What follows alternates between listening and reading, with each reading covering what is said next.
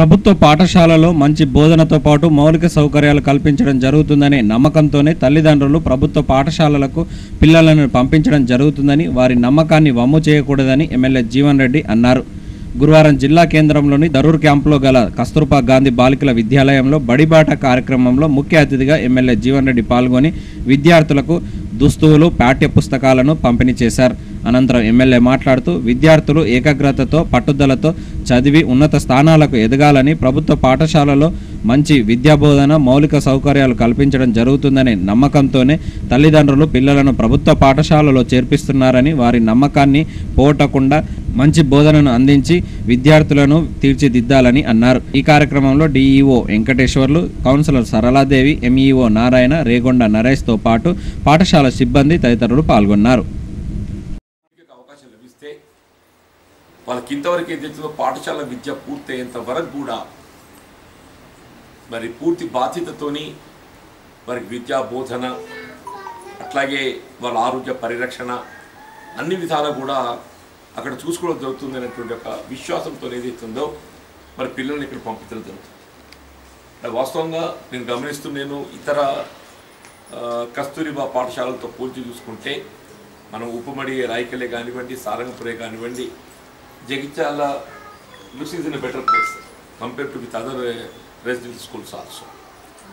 ముఖ్యంగా పిల్లలు కూడా ఏదైతుందో మనం పాఠశాల విద్య సమయం లోపల ఎంతైతే విద్య పట్ల దృష్టి కేంద్రీకరిస్తామో మన భవిష్యత్తును అది అంత తీర్చిదిద్దుతుంది అన్నమాట. అంటే ఇది మన జీవితానికి తొలిమెట్టు లాంటి ప్రాథమిక స్థాయి లోపల మనం ఏమాత్రం నిర్లక్ష్యం ఉన్నా మన భవిష్యత్తుకి ఏదైతుందో మనం ఆశించిన స్థాయికి ఎదగడం అనేది ఇబ్బందికరంగా మారుతుంది. ఇది ప్రభుత్వ పాఠశాలగా భావించినప్పటికీ మాధ్యమం తెలుగులో బోధన కల్పిస్తున్నప్పటికీ కూడా మనం ఇతర ప్రభుత్వ పాఠశాలతో పోల్చి చూసుకున్నట్టయితే మెరుగైన బోధన సౌకర్యం మనం పొందుతున్నాం. అంటే నా సూచన ఆలోచన అయితే మీ గౌరవ డిఓ గారికి మనం ఏ విధంగా అయితే మోడల్ స్కూల్స్ ఆంగ్ల మాధ్యమంలో బోధన సౌకర్యం కల్పిస్తున్నామో ఈ కస్తూరిబా పాఠశాలలు కూడా వాస్తవం ఇవన్నీ కేంద్ర ప్రభుత్వం అధీనం లోపల నిర్వహింపబడుతున్నటువంటి ఒక పాఠశాలలు ఆనాడు ఆరంభ సూచనగా ఏమవుతున్నదో రాష్ట్రాలకు అవకాశం ఇవ్వడం జరిగింది బోధనకు సంబంధించి. ఆనాడు ఉమ్మడి ఆంధ్రప్రదేశ్ రాష్ట్రంలో తెలుగు మాధ్యమంలో బోధన సులువుగా ఉంటుందనే ఒక భావనతోని మనం తెలుగుతో ఆరంభం చేసుకున్నాం. కానీ ప్రస్తుతం ఉన్నటువంటి ఒక ఈ పోటీ ప్రపంచంలో ఆంగ్ల మాధ్యమం యొక్క ప్రాధాన్యత మనకు తెలియదు కాదు. ఇవాళ ఎంత నిరుపేద వర్గాలైనా కానీ తమ పిల్లలకు మెరుగైన విద్యా బోధన అంటే ఆంగ్ల మాధ్యమంలో చేరిక లభిస్తేనే అది మెరుగైన విద్యా బోధన జీవితంలో ఏదైతుందో ఈ పోటీ ప్రపంచంలో నిలదొక్కుకోగలుగుతామనే ఒక భావనతోని ఆంగ్ల మాధ్యమం వైపు ఏదైతే అందరూ కూడా ప్రిఫరెన్స్ ఇస్తున్నారు. మైనార్టీ రెసిడెన్షియలే కానీ ఇతర ఎస్సీ ఎస్టీ రెసిడెన్షియలే కానీ ఏవైనా కానివ్వండి అన్నీ కూడా ఆంగ్ల మాధ్యమంలోనే బోధన సౌకర్యం కల్పిస్తుంది. కాబట్టి ఈ కస్తూర్బా పాఠశాలకు సంబంధించి కూడా నేను కూడా డైరెక్టర్ గారికి విజ్ఞప్తి చేస్తాను. నేను వీటిని కూడా ఏదైతుందో చర్యలు చేపడితే బాగుంటుందని చెప్పంటూ నేను ఇవాళ ఈ ఆశ్రమ పాఠశాలలు ఏదైతున్నదో మనం 5 నుండి చేరిక చేస్తున్నాం సార్. 5 నుండి 10 వరకు 4 వరకు ఏదైతుందో మళ్ళీ మనం ఇతర ప్రభుత్వ పాఠశాలలే విద్యాబోధన ఇప్పుడు అక్కడ మళ్ళీ ఇదే తెలుగు అవుతున్నది. కాబట్టి ఇది కొంత అంటే క్లిష్టమైనటువంటి ఒక అంశం. ఇది ఈ ఆంగ్ల మాధ్యమం అనేది ఏ విధంగా ఏ రకంగా ప్రాథమిక స్థాయి అంటే రైట్ ఫ్రమ్ ఇన్సెప్షన్ నుండి అమలు చేయగలుగుతాం అనేది ఇది ప్రభుత్వం ఏదైతుందో దీనిపై దృష్టి కేంద్రీకరిస్తే బాగుంటుందనేటువంటి ఒక భావన అభిప్రాయాన్ని నేను వ్యక్తం చేస్తున్నాను. అట్లాగే ఇప్పుడే గౌరవ డిఓ గారు మనవి చేసినట్టు మన నియోజకవర్గానికి ఒక జూనియర్ కళాశాల స్థాయిలో కేజీబీవీని అప్గ్రేడ్ చేసుకునేటటువంటి ఒక అవకాశం మన సూచన లభిస్తే దాన్ని మనం ఏదైతుందో జగిత్యాల కేజీబీవీని దీని జూనియర్ కళాశాల స్థాయికి అప్గ్రేడ్ చేసుకుంటే బాగుంటుందనే విధంగా మనం ప్రతిపాదించదని దానికి రిమైండర్ లెటర్ వారు పంపించడమే కానీ నేను కూడా స్వయంగా మాట్లాడమే కానీ వాళ్ళ జూనియర్ కళాశాల స్థాయికి దీన్ని అప్గ్రేడ్ చేసుకోవడానికి మనకు అనుమతులు కూడా లభించడం జరిగిందని చెప్పండి. మీరు కూడా ఏదైతుందో అకామిడేషన్ అనేటువంటి ఒక ఆలోచన చేయకుండా మీకు కావాల్సినటువంటి ఒక అకామిడేషన్ కల్పించేటువంటి ఒక బాధ్యత గౌరవ డిఓ గారికి ఏర్పడుతుంది. ఏమి ఇబ్బంది పడకండి. మీకేమైనా ఒకటో రెండు రూమ్ తక్కువ పడ్డట్టయితే దగ్గరలోనే ఎక్కడైనా వాటిని చూసుకొని కొనసాగిస్తాం. ఎందుకంటే వచ్చే అవకాశాన్ని మనం కోల్పోకూడదు. మనకి ఇంటర్మీడియట్ స్థాయి దీన్ని అప్గ్రేడ్ పొందే అవకాశం మనకు లభిస్తుందో అది చాలా అరుదుగా లభిస్తుందని చెప్పట్టు దాన్ని మనం కోల్పోకూడదు. మన ఇతర జిల్లా వాళ్ళు ఏదైతుందో ఇక్కడ అకామిడేషన్ లేదు అనేటువంటి ఒక అభిప్రాయం వ్యక్తం కావడంతో వాళ్ళు దీన్ని పొందాలని చెప్పని ప్రయత్నం చేశారు. కానీ మళ్ళీ డిఓ గారు సమయంలో స్పందించి ఇక్కడ అకామిడేషన్ ఏర్పాటు చేయడానికి కొరకు మేము బాధ్యత చేపడతామని చెప్పని అష్యూరెన్స్ ఇవ్వడంతో మళ్ళీ మన జూనియర్ కళాశాల పొందడం జరిగింది. అట్లాగే మీకు ఇతర మౌలిక సదుపాయాల కల్పన వాస్తవంగా తాగునీటి కొరకు ఏదైతుందో కొంత ఇబ్బంది ఉన్నమాట వాస్తవం. ఇప్పుడు ఏదైతుందో మున్సిపల్ పక్షాన మీకు తప్పకుండా పూర్తి స్థాయి లోపల నీటి సౌకర్యాన్ని కల్పించడం జరుగుతుందని చెప్పంటూ నేను. అట్లాగే వెనకాల ఉన్నటువంటి ఒక స్థలాన్ని కొంతమేర చదువు చేసుకుంటాం. దాన్ని వినియోగంలోకి తెచ్చుకోవడానికి కొరకు మున్సిపాలిటీకి వెళ్ళి దాన్ని అభివృద్ధి పరిచే విధంగా ఏదైతుందో దాన్ని మీరు కూరగాయల చెట్టు మీ ముందు నీళ్లు కావాలి. నీళ్ళు వస్తే కూరగాయలు వేస్తారో ఏం పెంచుతుందో తెలుస్తుంది. అసలు నీళ్ళే లేకుండా ఏం పెంచలేమని చెప్పంటున్నాం.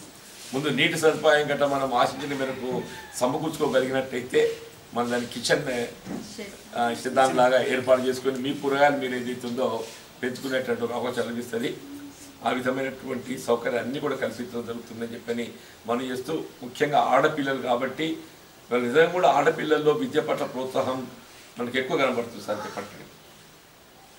ఆడపిల్లలు ఎంత శ్రద్ధ ఒక విధంగా మగపిల్లలు రాబోయే కాలం లోపల పోటీ పడడం ఇబ్బందికరంగానే మారుతుంది. అంటే ఆడపిల్ల అంత దృష్టి కేంద్రీకరిస్తుంది. ఒకప్పుడు ఆడపిల్ల అంటే ఏం చదువుతావు చదివి ఏం చేస్తావు అని చెప్పాను. ఇప్పుడు అట్లా లేదు. ఆడపిల్లల పట్లనే తల్లిదండ్రులు కూడా ఎక్కువ శ్రద్ధ చూపెడుతున్నారు. ఆ విధంగా పిల్లలు కూడా స్పందిస్తున్నారు. నేను దయచేసి ఇక్కడికి వచ్చిన పిల్లలందరూ కూడా మీరు నిరుపేద కుటుంబాలకి వచ్చిన అనేటువంటి భావన రాకుండా మీరు అన్ని స్థాయిల్లో మెరుగైనటువంటి సౌకర్యాలు పొందే విధంగా మీకు కల్పించడం జరుగుతుంది. మీరు చేసేదాన్ని ఒక్కటే అమ్మ, మీరు విద్యా బోధన పట్లని మీరు దృష్టి కేంద్రీకరించాలి. ఆ విధంగా దృష్టి కేంద్రీకరించాలని చెప్పని నేను కోరుతూ మరి అవకాశం కల్పించినందుకు ముఖ్యంగా నరేష్ గారికి నేను ధన్యవాదాలు తెలుపుతున్నా. మా తల్లి గారి స్వాగతం రావడంతో వారి తల్లి గారి పేరు మీద వారి చేస్తున్నందుకు నేను వారిని హృదయపూర్వకంగా అభినందిస్తూ వారి తండ్రి గారి ఆత్మ కూడా శాంతి చేకూరాలని చెప్పని కోరుతూ సెలవు తీసుకుంటున్నాను. జై. Thank you sir. మీకు మరొకసారి ధన్యవాదాలు చేస్తాను సార్. మన రిక్షాల్ కేజీబీకి ఇంటర్మీడియట్ రావడానికి ఎస్పీ గారితో మాట్లాడి వచ్చినందుకు మరొకసారి ప్రత్యేకమైనటువంటి మండలం నుంచి ఇక్కడికి రావడం జరుగుతుంది సార్. మరి ఇంటర్మీడియట్కు దూరంగా పోవాలంటే ఎంతో ఇబ్బంది పడుతున్నటువంటి సందర్భం కాబట్టి పిల్లలు కూడా పరిస్థితిలో ఉన్నారు. ఇంకొకటి చాలా ఎస్సీ ఎస్టీ పిల్లలు ఎక్కువ ఉన్నారు కాబట్టి వారికి ఇంటర్మీడియట్ ముఖ్యంగా మీరు ముందుండి తీసుకొచ్చినందుకు ప్రత్యేకమైన ధన్యవాదాలు. అదేవిధంగా డిఓ గారు కూడా వెంట స్పందించి మనకు ఇంటర్మీడియట్ రావడానికి కృషి చేసినటువంటి డిఓ గారికి వారికి ధన్యవాదాలు. అదేవిధంగా నరేష్ గారు వారి తండ్రి స్వర్గస్థులైన సందర్భంగా మరి చేదోడు వారిగా ఏదో ఉడతభక్తిగా మేము కోరగానే ఒక 5,000 రూపాయలు ఇచ్చి నోట్స్ పుస్తకాలు ఇవ్వడం జరిగింది. వారికి ప్రత్యేకమైన ధన్యవాదాలు చేస్తున్నాను.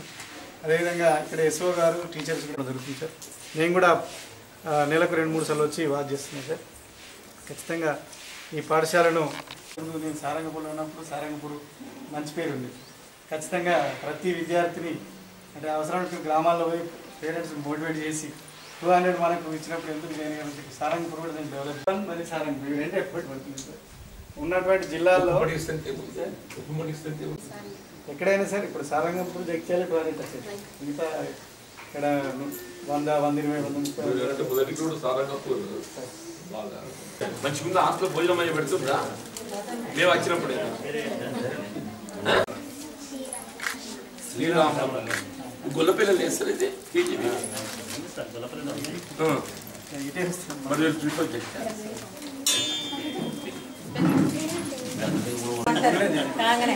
ఏం పేరు తల్లి? శ్రీలత ఎవరమ్మా? పెంబట్ల మంచిగా చదువుతావు కదా. నేను అప్పుడప్పుడు వచ్చి చూస్తా. మంచిగా పట్టుకో. ఇటు చూడు.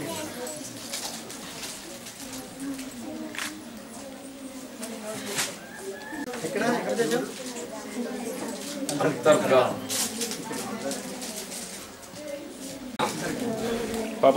బరువు బాగుంది, బరువు బాగుంది, జాగ్రత్త. కూడా ఆదిలాబాద్ మరి అక్కడికి వెళ్ళి ఇక్కడ దాకా ఇచ్చినారా?